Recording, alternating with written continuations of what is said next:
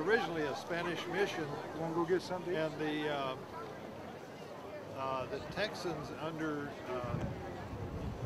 the Texans under Ben Milam actually recaptured San Antonio from Santa Anna's army, and retained the Alamo as a fortress, and that's where we took a stand against Santa Anna's army that was approaching from Mexico. But we were totally outnumbered. And so we lost this battle, but we won the one in San Jacinto, which is the one that counts.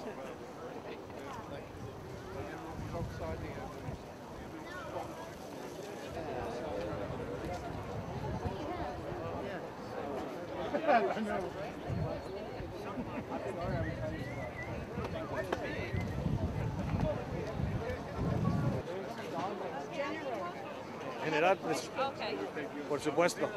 Is it true that there's 2 stories to the Alamo? 2 stories? The only one we're portraying is the one that is most accurate here today. But is there 2 stories? I don't know. What do you mean by 2 stories? Like what really happened in the Alamo? Well, we portray the most accurate historical battle today. I don't know if there's 2 stories. I only portray one. Only the lies? Only the lies? I don't know if they're lies. I feel that it's very historically accurate. Okay. Hilario de la Peña. Thank you. Texas legend. Her name was Emily West de Zavala. As you know, the year marks the 175th anniversary of the Battle of the Alamo and the Texas Revolution. On this date in 1836, Texans wanted to keep their slaves. During the height of the revolution, the framers of the Texas Constitution drafted this provision: no free person of African descent shall be permitted to immigrate and reside in the Republic unless by special act of Congress, which must specify the person by name. This article shall not be construed to prohibit immigrants from bringing their slaves into the country, and no free people of color shall ever be admitted to reside in this public after the ratification of this Constitution. On April 21st, 1836, the Texan rebels massacred a Mexican army that outnumbered them by the thousands. The battle at San Jacinto lasted less than 20 minutes and is considered one of the most decisive battles in the history of the world. Texas had won its independence from Mexico, and here we are. Historians have marveled at the Texans' unlikely victory. And how did this ragtag militia of poorly trained rebels overcome a massive invading army?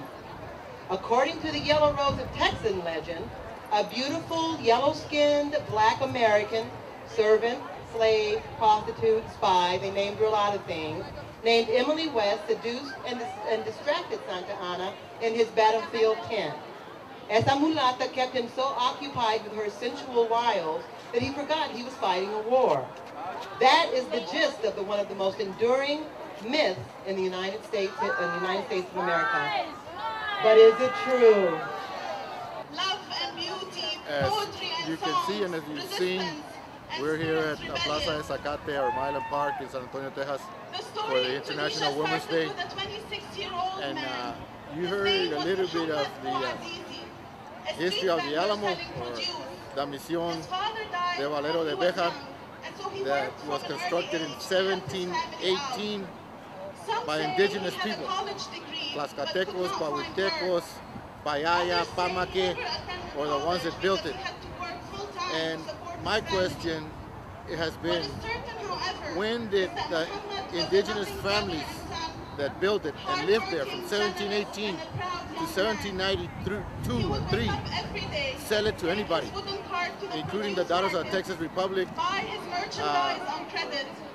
Ms. de Zavala, who supposedly protected it in the early 1900s. When did those families sell it to anybody?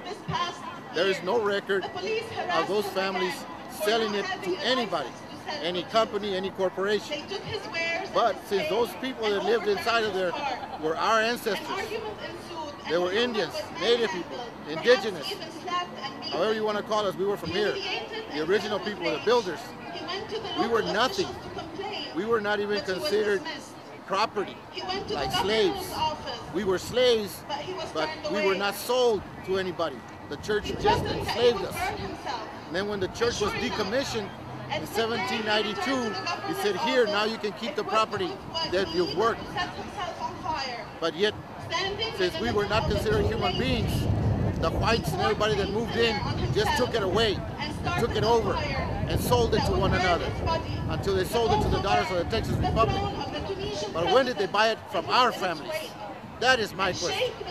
Lo que estoy diciendo aquí en la marcha del Día de la Mujer, en el discurso del Álamo y la historia del Álamo es cuándo compraron esa propiedad de las gentes indígenas.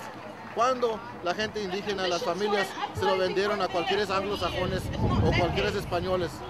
La iglesia que construyó la misión Bexar de Valero con el sudor y la sangre de la gente indígena desde 1718 hasta 1793, cuando la corona de España dijo, ya no es una iglesia. Entonces el sacerdote, el obispo, se lo entregó a las familias indígenas. ¿Cuándo se lo compraron a las indígenas, a la familia indígena? ¿Cuándo? Si no hay nada,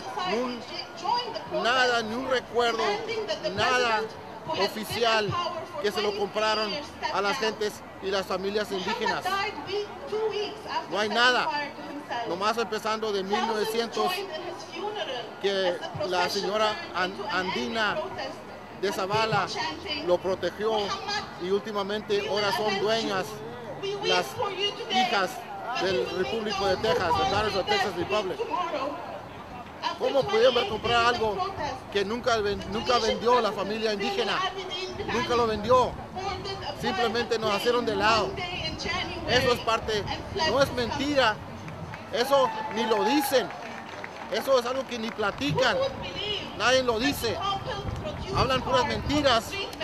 Pero una cosa que ni mentira dicen es cómo le compraron la propiedad de la misión Bexar de Valero a la gente y las familias indígenas. Nadie dice nada de eso. San Antonio Díaz, mañana domingo vamos a estar ahí en el Álamo diciendo esto. ¿Cuándo le vendimos nosotros esta propiedad a las daughters of the Texas Republic? ¿Cuándo? Ojalá que puedan estar ahí con nosotros. Gracias.